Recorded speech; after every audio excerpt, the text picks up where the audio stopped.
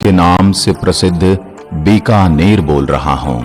राव बीकाजी महाराज द्वारा मेरी स्थापना 1477 में की गई थी। मेरे बीकानेर की भजिया, बीकाजी नमकीन व मिठाइयां पूरे भारत में लोकप्रिय हैं। मेरे अंदर स्थित है जूनागढ़ का किला, जिसे मेरे यहाँ के महाराज राय सिंह ने बनवाया था। इसमें मैं आपको ऐसी ऐसी चीजें दिखाऊंगा कि आप मेरे प्रति मोहित हो जाएंगे।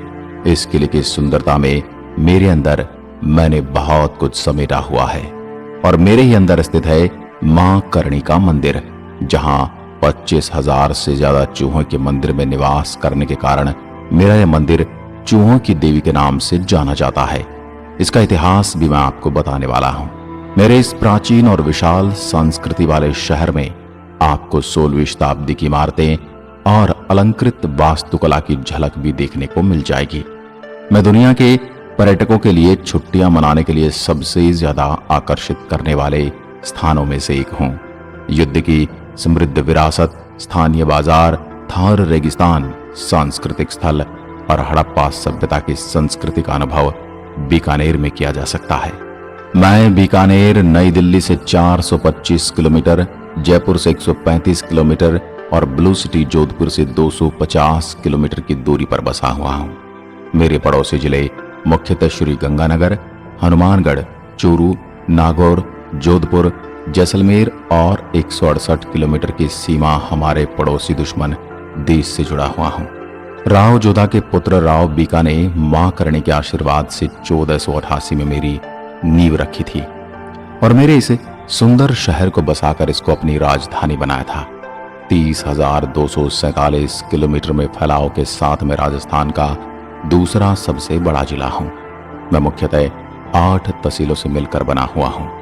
वहीं 2011 की जनगणना के अनुसार मेरे अंदर 23,63,937 की जनसंख्या निवास करती है।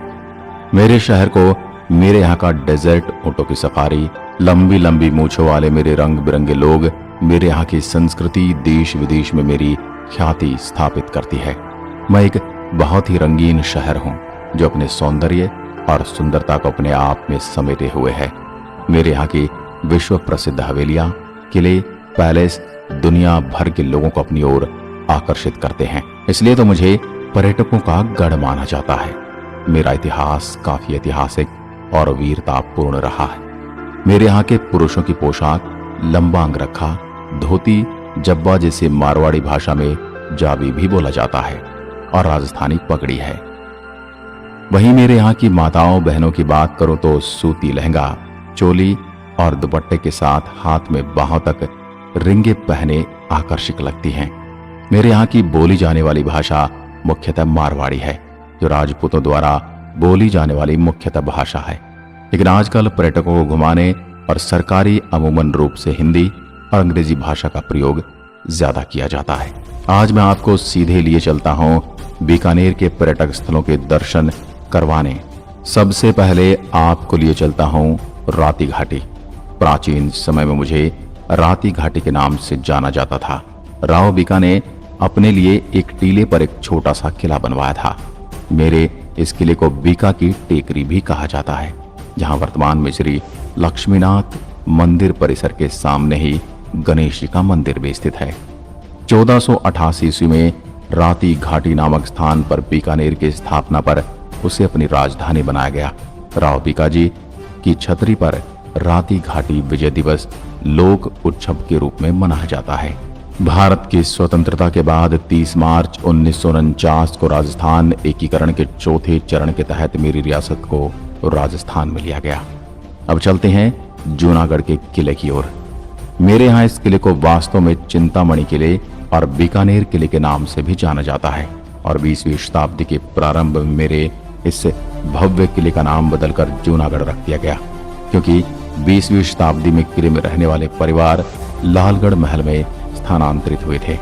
मेरे यहाँ किला राजस्थान के उन प्रमुख किलों में शामिल है जो पहाड़ की ऊंचाई पर नहीं बने हैं और मेरे मुख्य शहर से 1.5 किलोमीटर की दूरी पर स्थित हैं। मेरे इस किले का निर्माण बीकानेर के शासक राजा राय सिंह के प्रधान करणचंद की निगरानी में किया गया था। राजा राय सिंह ने 1571 से 1611 के समयकाल के बीच बीकानेर पर शासन किया था।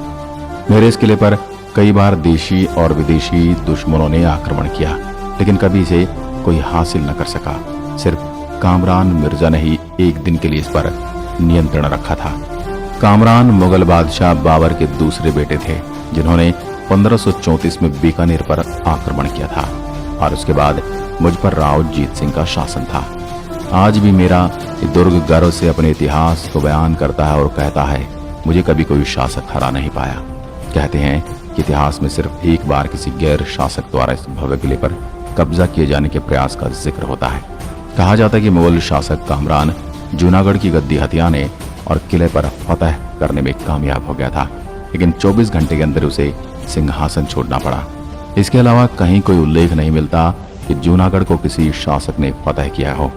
बरसात को तरसते रेगिस्तानी राजस्थान, खासतौर पर उस पुराने दौर में जब बारिश राजस्थान के लिए त्योहार होती थी, उस दौर में राजस्थान के शाही किलों में बादल महल बनाकर बरसात का एहसास राजा महाराज किया करते थे।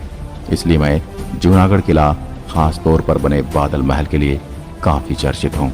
मेरे दुर्ग परिसर में खासी ऊंचाई पर बने इस भव्य महल को किले में सबसे ऊंची जगह पर स्थित होने के कारण बादल महल कहा जाता है।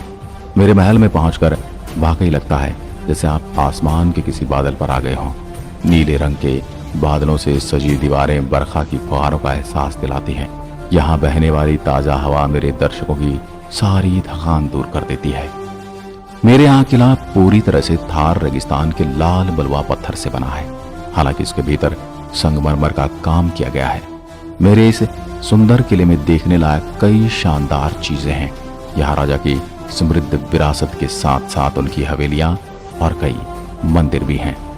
5.28 एकड़ में फैले मेरे इस किले के परिसर में महल, मंदिर और रंगमंच बने हैं। मेरी ये इमारतें उस समय की मिश्रित वास्तुशिल्प कला को दर्शाती हैं। यहाँ के कुछ महलों में बादल महल सहित गंगा महल, फूल महल आदि शामिल हैं। मेरे इस किले में एक संग्रहालय भी है। इसमें ऐतिहासिक महत्व के कपड़े, चित्र, हथियार, पहले विश्व युद्ध के बाईप्लेन आदि भी हैं, जो सैलानियों के लिए राजस्थान के खास आकर्षणों में से एक हैं। यहाँ आपको संस्कृत और फारसी में लिखी गई कई पांडुलिपियां भी मिल जाती हैं। मेरे कुछ इतिहासकारों के अनुसार इस दुर्ग में पाए जाने की नींव 30 जनवरी 1589 को गुरुवार के दिन डाली गई थी और आधारशिला 17 फरवरी 1589 को रखी गई। इसका निर्माण 17 जनवरी 1594 गुरुवार को पूरा हुआ। स्थापत्य, पुरातत्व एवं ऐतिहासिक दृष्टि से महत्वपूर्ण इस किले के निर्माण में तुर्की की शैली अपनाई गई। इसमें दीवारें अंदर की तरफ झुकी हुई होती हैं। दुर्ग में निर्मित महल में दिल्ली, आगरा व लाहौर स्थित महलों की भी झलक मिलती है। मेरा यह दुर्ग चतुर्कोणीय होने के साथ साथ औसतन 40 फीट ऊंचाई तक के 37 बुर्ज हैं, जो चारों तरफ से दीवारों से घिरे हैं। इस दुर्ग में 2 प्रवेश द्वार हैं, कर्णपोल व चांदपोल। कर्णपोल पूर्व दिशा में बनी है, इसमें 4 द्वार हैं, तथा चांदपोल पश्चिम दिशा में बनी है, जो एकमात्र ध्रुव पोल से संरक्षित है। सभी पोलों या दरवाजों का नामकरण मेरे शाही परिवार के प्रमुख शासकों एवं राजकुमार के नाम पर किया गया है। इनमें से कई पोल ऐसे हैं जो दुर्ग को संरक्षित करते हैं। पुराने जमाने में भी युद्ध तब तक जीता हुआ नहीं माना जाता था जब तक कि वहां के दुर्ग पर विजय प्राप्त न कर ली जाए। मेरे किले की मजबूती देखते ही बनती है। दुर्ग में प्रवेश करने के लिए दरवाजे की पोलों को अपने कब्जे में लेना होता था। पोलों के दरवाजे बहुत ही भारी एवं मजबूत लकड़ी के बने हुए हैं। This is the